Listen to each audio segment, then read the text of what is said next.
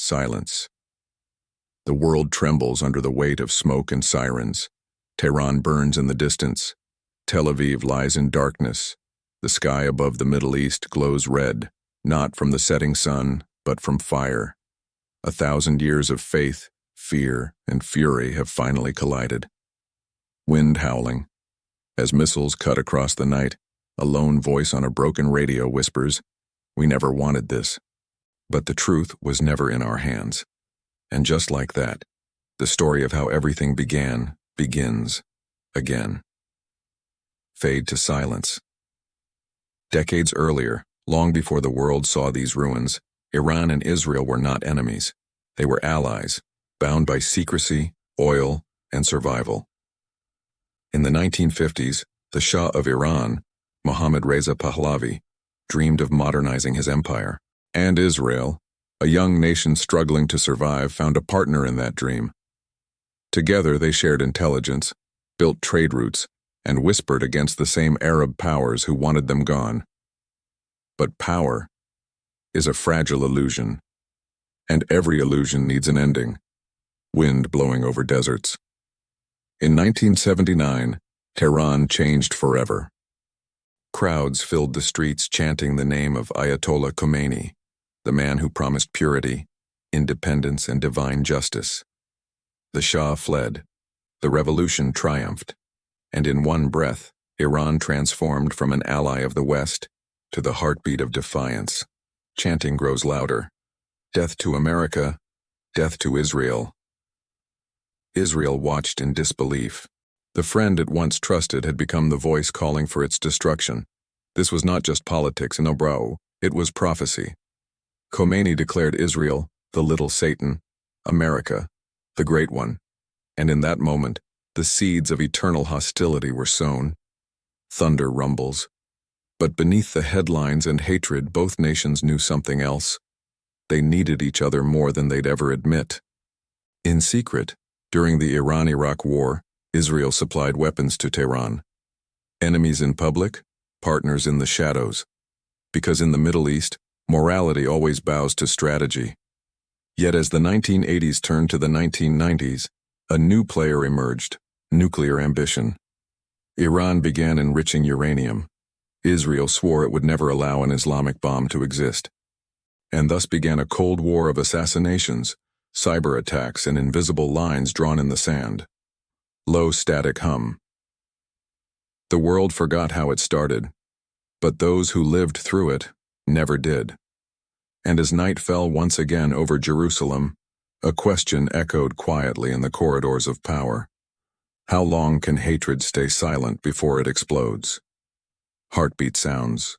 Slow, tense. A scientist in Tehran is found dead, his car shattered by a magnetic bomb.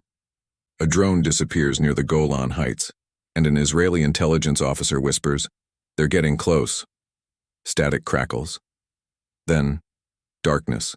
The next war has already begun. Fade out. Low hum. Faint wind over a desert plain. Some wars begin with explosions. Others begin with silence. The Iran-Israel conflict was born in silence, invisible, deniable, yet merciless. Dripping sound of water in a tunnel. Beneath Tehran, inside a secret facility near Natanz, machines hummed endlessly. Centrifuges, thousands of them, spinning, enriching uranium atom by atom, each turn bringing Iran closer to what Israel called the red line, a point from which there would be no return. Metallic echoes. The world saw nothing, but Israeli satellites saw everything. They watched the trucks that came at night, the radiation readings that spiked for seconds and disappeared. And in rooms buried deep beneath Tel Aviv, men and women stared at glowing screens, whispering, "It's time." Click. Switch flips. Operation Olympic Games was born, a cyber weapon so advanced it didn't destroy cities. It destroyed time. A computer virus, silent and unseen, infiltrated Iran's nuclear systems. It made their machines betray them, spinning too fast, breaking themselves apart. And while Iranian scientists tried to fix what they couldn't understand, the virus laughed in code. Its name, Stuxnet, a ghost written by two nations, America and Israel, sparks crackling faint digital static. It was the perfect attack, no smoke, no sound, no proof. But for every move, there's a countermove. Iran learned, adapted, rebuilt, and somewhere in the dark their own hackers struck back. Oil pipelines shut down, banks froze, and across the Gulf ships drifted without navigation, their systems blind. This was the new age of war, unseen, unstoppable, unclaimed. But war has never stayed digital for long. Not in the Middle East, not when old blood debts still burn. Explosion echoes far away. In Damascus, Iranian forces and Hezbollah built a corridor, from Tehran to Beirut, a bridge of influence. Missiles flowed across it, fighters trained along it, and Israel, watching from above, saw a noose tightening around its borders. Drone buzzing. Then came the airstrikes, precise, brutal, and unacknowledged. Convoys vanished, bases turned to ash. Israel never said a word, but every crater spoke for them. In Tehran, portraits of fallen officers filled the walls, men once invisible, now martyrs. And among them one name stood out, Qasem Soleimani. Solemn music, distant prayer. He was not just a general, he was a shadow, the architect of Iran's reach across the region. Iraq, Syria, Lebanon, Gaza, his fingerprints were everywhere, and to Israel he was a ghost that had to be caught. But ghosts don't die easily, slow footsteps echo. For years Mossad hunted in silence, tracing shipments, intercepting calls, waiting for the moment when myth would become mortal. And then, in January 2020 it came, not in Israel, but in Baghdad. An American drone struck the convoy. A flash of light, a scream, and the man who built empires from ashes was gone. Silence, only crackling fire. The Middle East held its breath. Tehran erupted in mourning and fury. Millions filled the streets, black flags, tears, vows of revenge. The supreme leader whispered, "His death will not end him. It will begin something greater." And it did. Within weeks, Iran launched missiles at American bases. No one spoke of peace anymore, only inevitability. But in Israel, fear turned to calculation. If Iran could strike the U.S., what stopped them from striking Tel Aviv? From arming Hezbollah with precision weapons? From turning Gaza, Lebanon, and Syria into one united front? Thunder rolls. Behind closed doors, the Israeli cabinet debated. Should they attack now before it's too late? Or wait and risk a war that could swallow the entire region? No answer came. Because sometimes history doesn't wait for permission. News static overlapping radio voices 2021. Natanz again. Another explosion. Another blackout. And yet again, no fingerprints. Iran accused Israel. Israel stayed silent. But silence is its own confession. Inside Tehran, a new generation watched. Young engineers, hackers, soldiers, all raised in sanctions, suspicion, and survival. They no longer feared Israel. They envied its defiance. And quietly, they vowed to surpass it. Low rumble, wind picks up. In the mountains of Isfahan, deep inside the desert, Iran built something the world had never seen. A hidden facility, fortified under layers of rock shielded from the sky. Even the most advanced bunker busters could not reach it. And in those dark corridors, new centrifuges whirred again, faster, smarter, unstoppable. Israel knew. But now it wasn't just Iran. It was Russia, China, North Korea, all offering technology, protection, and power. The chessboard was no longer regional, it was global. Heartbeat quickens, and somewhere between fear and fury, a single Israeli phrase echoed, "If they cross the threshold, we strike." But thresholds are easy to cross when you live in the shadows. Blackout. Silence. Somewhere in the Persian Gulf, a radar alarm goes off. A missile has been launched, but no one knows by whom. It vanishes from the radar before impact. And by morning, a ship burns under the sun. its flag unrecognizable. News alerts overlap. Chaos, shouting in multiple languages. The hidden war was no longer hidden. Explosion fades into silence. Air sirens wailing faintly. The night sky over the Middle East was restless. Drones whispered like metal insects above sleeping cities. Oil refineries shimmered like fragile lanterns in the dark. And beneath that fragile calm, the countdown had already begun. Radio static, voices in Hebrew and Farsi overlapping. No one knew who struck first. Or maybe everyone did. An Iranian ship exploded in the Gulf of Oman. Israel called it a defensive act. Iran called it an act of war. And suddenly, decades of tension snapped in a single breath. Explosion echoes. Within hours, Tehran launched ballistic missiles at Israeli military sites near Haifa. Their flight path streaked across the sky like burning veins. Captured live, broadcasted, shared, feared. Moments later, the Iron Dome lit up the heavens, intercepting one after another, turning war into a spectacle of light. Crowds shouting, explosions rumbling. In Tel Aviv, families huddled in bomb shelters, clutching radios that whispered both truth and lies. In Qom and Isfahan, men lined up to enlist, believing this was their holy moment, the day the prophecy would begin. But war doesn't care for prophecy. It only feeds on fear. Low rumble. As Israel retaliated, its fighter jets tore through the night. F-35s painted black against the clouds, crossing borders like ghosts. Their targets were nuclear sites, radar stations, and command bunkers. Their message was simple: we will not wait for your bomb to be ready. And then, the unthinkable happened. One Israeli missile found its mark, the Natanz facility. A flash, a shockwave. The desert floor cracked open, and Iran's pride turned into a burning scar visible from space. Roar of flames, static silence after Tehran's skyline went dark. Internet lines severed, airports closed, and in that void, rage filled the streets. Tens of thousands marched under green and black flags, chanting not just against Israel, but against fate itself. Every loss, every humiliation, every sanction, all of it condensed into one roaring cry for revenge. Thunder rolls over distant chants. In the mosques, imams spoke of martyrdom. On social media, Israeli youth spoke of survival. Two nations, opposite in every way, now moved in perfect rhythm toward destruction. Tense music builds.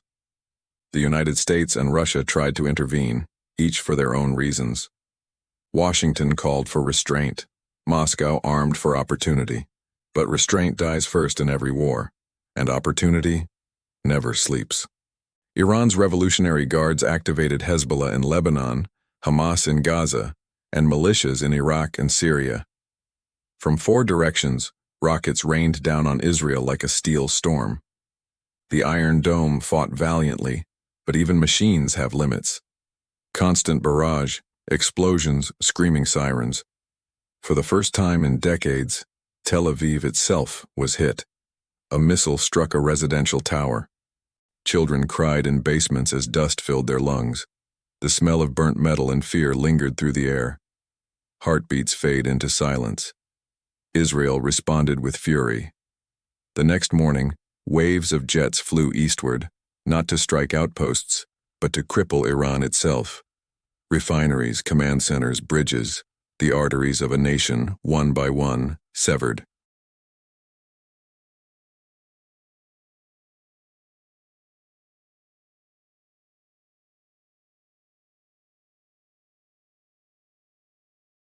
Heavy bombing sequence and faint under narration. The Gulf of Hormuz shut down. Oil prices soared. The world's economy trembled. And while global leaders pleaded for calm, every new strike made peace impossible. Soft wind, faint call to prayer echoing from ruins. In Tehran, a child stood among the debris clutching a charred toy, his eyes empty, his tears silent. For him, the words Iran and Israel meant nothing. Only loss, only fire, only the sound of the sky screaming. Slow cello begins. But somewhere deep underground, in a base the world didn't know existed, Iran's retaliation was being written, not in speeches but in coordinates. Mechanical whirring. A missile, longer, heavier, more powerful than anything before, was being armed. They called it Zulfiqar the Sioux. Its range, over 2,000 kilometers. Its payload, classified. Its purpose, vengeance. Brief silence, then a click. When the order came, no one hesitated. The missile soared into the clouds, leaving a trail that split the heavens. Israel's radar detected it too late. Within minutes, it struck near Dimona, close enough to shake the ground, close enough to make the world gasp. Low, endless rumble fades. Israel's prime minister appeared on television that night, his face pale, his words sharp. He declared a state of total defense. And with a trembling voice that echoed through history, he added, "From this moment forward, Israel will respond without limits." Tense silence, ticking clock. At dawn, something moved over the Negev desert, a squadron of planes carrying a message older than peace itself. A message the world had prayed never to hear again. Metallic sound, hatch opening. For the first time, nuclear readiness was authorized. A warning, not a strike, but enough to send the entire planet into panic. Governments scrambled, markets crashed, and millions wondered, if one more missile flies, will there even be a tomorrow? Soft rain, faint voices praying. But in both Tehran and Jerusalem, leaders stayed silent. Because in war, silence speaks the loudest. It says, "We've gone too far to turn back." Wind blowing through ruins, crackling fire fades. Thunder rumbles. The city of Paris glows like gold under a stormy sky. Somewhere in the distance, a tall glass tower reflects the rain. Inside it, a man stands alone. His name, Bernard Arnault. His face is calm, almost cold, as if he's watching empires rise and fall inside his mind.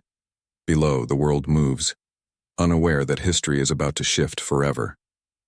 Soft piano fades in. It all begins not with Louis Vuitton, but with dreams stitched by hand. In the 1800s, a boy named Louis Vuitton left his small French village, walking for days toward Paris. He carried nothing but a hammer, a saw, and a stubborn will to build something that would last. The smell of horse leather, the echo of cobblestones, the whispers of ambition. That's where the empire began. He built trunks for travelers, not just containers but symbols of journey and class.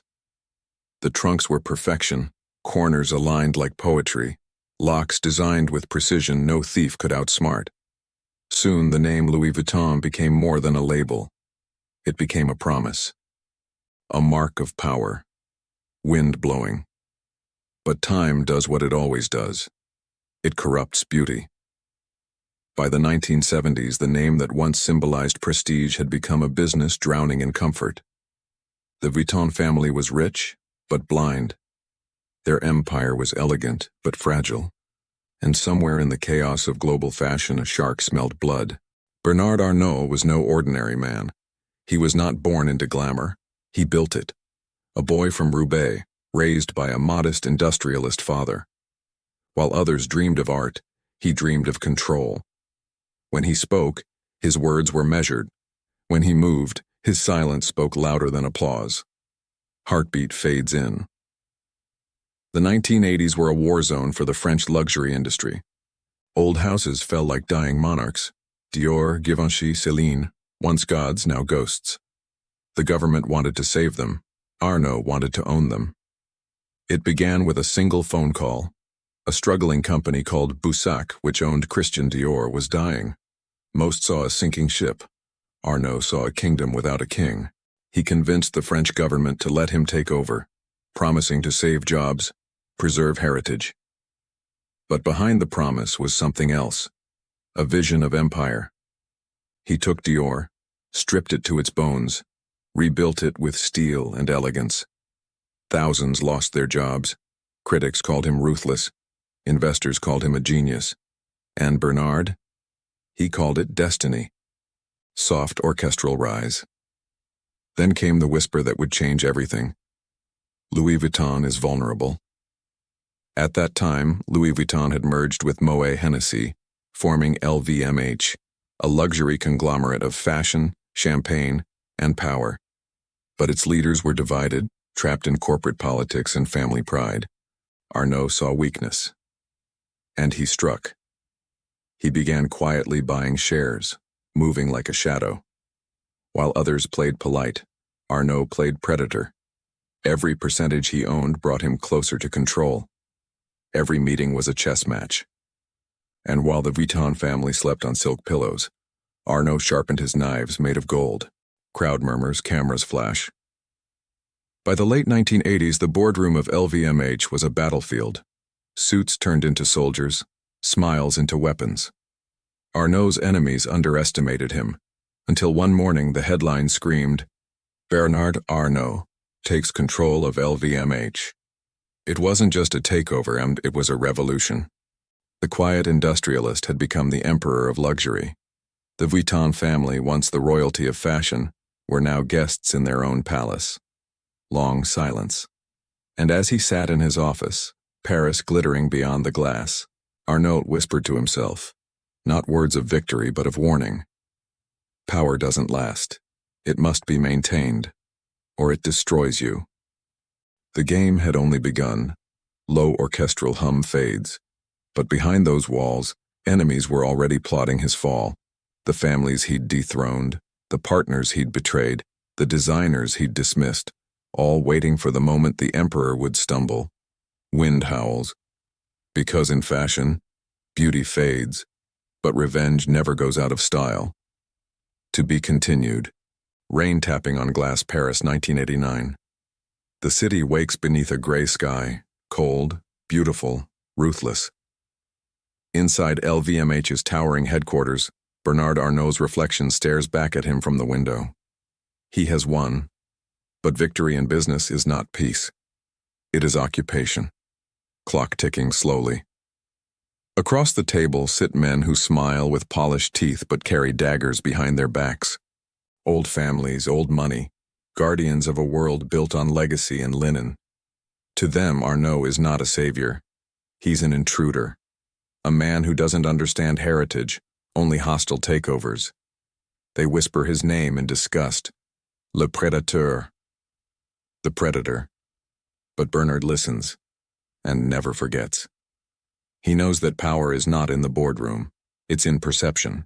And perception is built by storytellers, designers, artists, journalists, and dreamers. If he could control them, he could control everything. Soft piano drifts through the tension. Arnault begins to assemble his inner circle. Young visionaries, fearless marketers, and ruthless financiers. Together they will turn luxury into something new, a business of emotion, not just selling fashion, but selling fantasy. At the same time, in ateliers across France, artisans work by candlelight. Their hands still shape leather the way Louis Vuitton once did. Slow, deliberate, full of soul. But now, their work is being repackaged into global campaigns, printed on billboards, sold in airports. The air smells less of leather and more of money. Camera shutters snapping, reporters shouting. The world watches as Arnault buys, merges, and reshapes. He isn't just running LVMH, he's absorbing the luxury industry. Dior, Givenchy, Celine, Loewe, Fendi, Kenzo. Each acquisition is a conquest, each signature a scar on the map of fashion. But power brings attention, and attention brings enemies. Within the Vuitton family, resentment brews. Henri Racamier, the old patriarch, husband to a Vuitton heir, believes LVMH is his creation. He had once been the man who expanded Vuitton across continents. He made it a modern giant. But now his creation has been stolen by a man half his age with twice his ambition. Cigarette crackles in silence. Racamier begins to plot. He reaches out to investors, lawyers, friends in high places. He believes he can take it back, reclaim control from the man who turned his dream into a cold empire. Arnault hears whispers of the coup, but he doesn't panic. He smiles. Because while Racamier fights with pride, Arnault fights with paperwork. Tense strings rising. He tightens his grip. Secret deals, silent partnerships, He buys shares quietly through banks and intermediaries, layer upon layer of secrecy. When Racamier calls a board meeting to challenge him, it's already too late. The votes are counted, the empire has shifted hands, Arnaud wins, again. But this time something changes inside him. The victory feels different, heavier. He's not building anymore. He's defending. And the more he defends, the lonelier the view from the top becomes. Soft wind through empty halls. In the luxury world, designers are the gods, and Arnaud begins to realize that controlling them is harder than controlling investors. At Dior, he brings in a young, energetic designer, a man who will soon ignite the fashion world, John Galliano. Galliano's imagination is chaos and color, everything Arnaud isn't. Their relationship is built on tension, art versus control, madness versus order. Yet, Arnaud needs him, because he understands something few businessmen ever do. That art is the ultimate weapon of seduction. Under his watch, Dior explodes into spectacle, wild shows, impossible gowns, dreams stitched into fabric.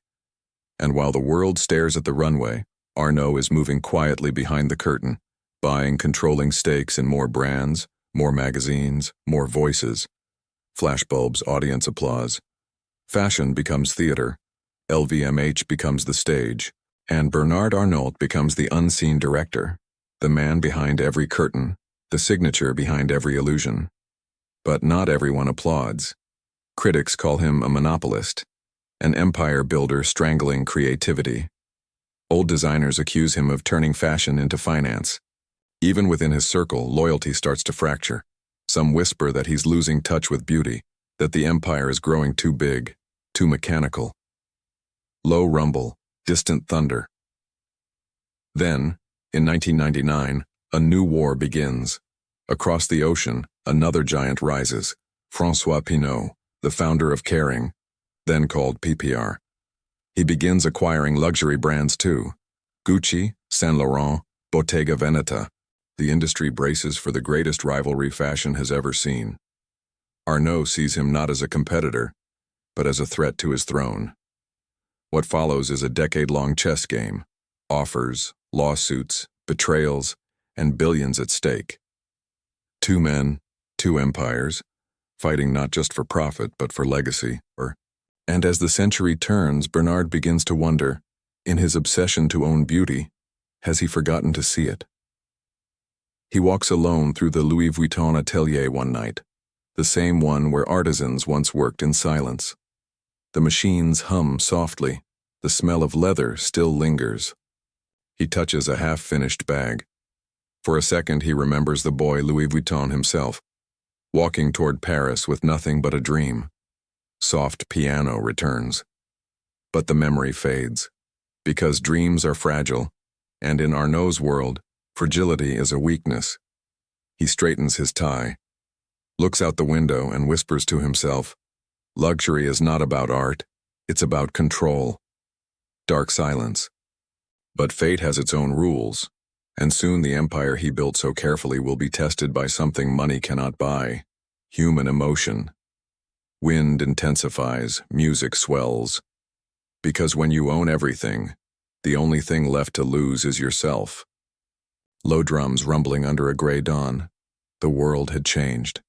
The 1990s were gone, and with the new millennium came a new battlefield. Luxury was no longer a Parisian affair. It had become global, a war fought in New York boardrooms, Milan ateliers, and the streets of Shanghai.